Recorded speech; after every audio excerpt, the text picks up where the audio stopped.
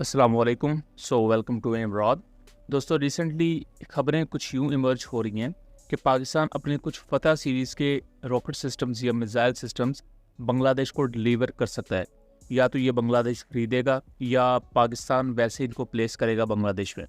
और ये narrative push किया जा रहा है इंडियन मीडिया और इंडियन ओशंस की तरफ से। बेसिकली कुछ दिन पहले पाकिस्तान के डीजी ISPR ने कहा था कि अगर इंडिया ने ऑपरेशन सिंदूर को रिज्यूम किया तो पाकिस्तान इंडिया के ईस्टर्न साइड पर डीप इनसाइड इंडिया को हिट करेगा। यानी कि इंडिया का जो वेस्ट बंगाल का एरिया है, त्रिपुरा का एरिया है, 7 सिस्टर स्टेट्स में इंडिया के एसेट्स है उनको, ताकि इंडिया को ये पैगाम पहुंच जाए कि पाकिस्तान सिर्फ बॉर्डर एरियाज पर आपको हर्ट नहीं कर सकता, बल्कि आपका बहुत बड़ा जो लैंड मास है आपको कहीं भी पाकिस्तान हिट कर सकता है। अब उसके बाद पाकिस्तान के आर्मी चीफ ने भी 1-2 दिन पहले US में ब्लैक टाई डिनर के दौरान कुछ स्टेटमेंट्स दी हैं, जिनको द प्रिंट ने रिपोर्ट भी किया है। इन स्टेटमेंट्स में से एक स्टेटमेंट ये भी है कि हम इंडिया को ईस्ट वर्ड से मारना शुरू करेंगे और फिर वेस्टर्न साइड पर आएंगे। यानी कि वेस्ट बंगाल और 7 सिस्टर स्टेट का जो एरिया है, चिकन नेक का एरिया है, वहां पर इंडिया को स्ट्राइक करना शुरू करेंगे और उसके बाद हम मगरबी साइड की तरफ आना शुरू होंगे, जिस तरफ दिल्ली है, फिर इंडियन पंजाब, गुजरात का एरिया। और इस चीज़ को लेकर इंडियन साइड पर यह खदशा जाहिर किया जा रहा है कि पाकिस्तान बांग्लादेश को अपने MLRs बेच सकता है। और इसी के साथ साथ आप इंडियन आर्मी चीफ का ये बयान भी सुने। So finally, if I look at that, India is facing a 2.5 front, and if it is facing the land borders, then keeping in with the psyche of the people in India today, currency of victory will remain as land.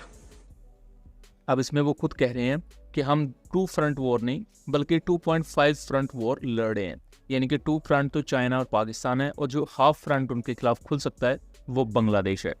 लेकिन क्या ये possible है कि पाकिस्तान अपने missile systems को बांग्लादेश में रखेगा और वहां से फायर करेगा इंडिया की एरियाज पर? तो इसकी कोई सेंस नहीं बनती और ना ही बांग्लादेश ऐसे किसी एग्रेशन में पाकिस्तान को सपोर्ट करेगा।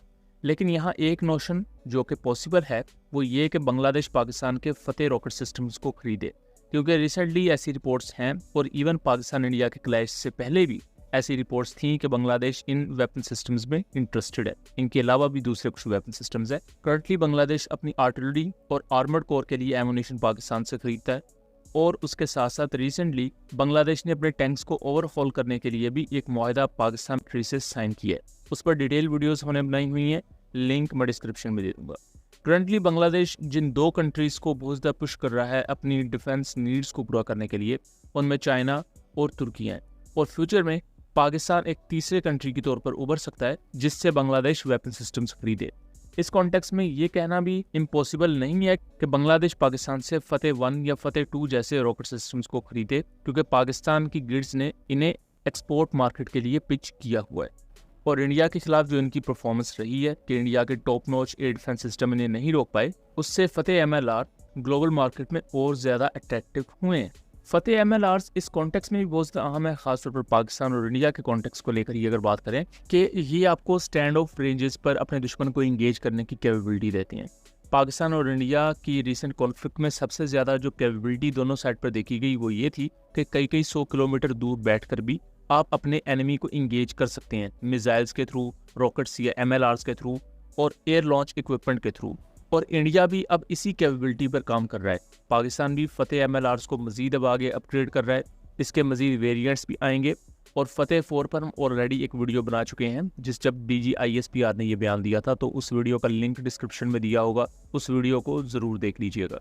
तो यहाँ पाकिस्तानी आर्मी चीफ का बेसिकली मतलब ये है कि पाकिस्तान ऐसे टेक्टिकल मिसाइल्स को डेवलप कर रहा है जो 1000 किलोमीटर के अराउंड की रेंज रखते होंगे, जैसे इंडिया के पास प्राले जैसे मिसाइल्स हैं, और उन्हें इंडिया के ईस्टर्न या सेंट्रल ईस्टर्न साइड पर हिट करने के लिए यूज़ किया जाएगा। यहाँ बांग्लादेश फतेह 1 और फतेह 2 जैसे MLRs खरीद सकता है पाकिस्तान से, लेकिन वो उनके अपने मुल्क की सोवरेनिटी का दिफा करने के लिए होंगे, ना कि पाकिस्तान के इस्तेमाल करने के लिए। अब इंडिया इस सब में बांग्लादेश को इस वजह से घसीट रहा है क्योंकि इंडियन आर्मी ये शो करना चाहती है कि वो मासूम है और उनके खिलाफ पूरा खिता हो चुका है। हालांकि अगर पूरे खिते के ममालिक इंडिया के खिलाफ हुए हैं तो इसमें इंडिया की अपनी बेवकूफ़ी है। जैसा कि अगर पाकिस्तान है तो पाकिस्तान को बुली करना, फिर अगर चाइना है तो चाइना के साथ भी इंडिया ने ताल्लुकात खुद अपने ख़राब किए। बांग्लादेश की बात करें तो इंडिया बांग्लादेश को उसकी आज़ादी के बाद से लेकर अब तक अपनी क्लाइंट स्टेट के तौर पर यूज़ करता आया है। और जब वहाँ के लोगों ने 2024 में इंडियन बैक गवर्नमेंट को उखाड़ बाहर फेंका, तब से इंडिया का वो लेवरेज भी ख़त्म हो गया। और यही वजह है कि अब इंडिया कम्प्लीटली पैनिक में है और बांग्लादेश को भी अब अपना वॉर एडवर्सरी ही समझता है। सो दोस्तों, ये था एक एनालिसिस। उम्मीद करता हूँ चीज़ें क्लियर रही होंगी। वीडियो पसंद आई हो तो इसे ज़्यादा से ज़्यादा शेयर कीजिएगा ताकि इस तरह की मज़ीद इन्फॉर्मेटिव वीडियोस हम आपके लिए लेकर आ सकें। मिलेंगे अगली वीडियो में, तब तक के लिए अल्लाह हाफिज़।